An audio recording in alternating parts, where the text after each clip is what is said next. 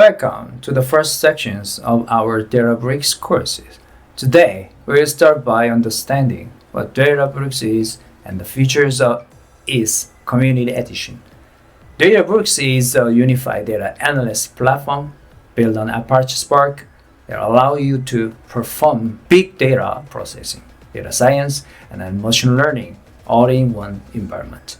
It supports multiple languages including Python, Scala, SQL, and R, making flexible for variety types of data professionals.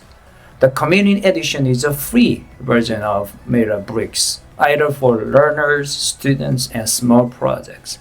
It gives you access to a microcluster, a cluster manager, and a notable environment for prototyping.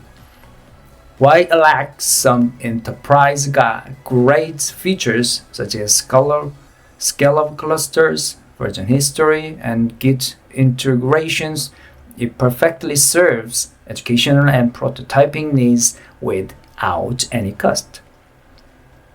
In this course, we will focus on using the Community Edition so you can follow along without needing a paid subscription.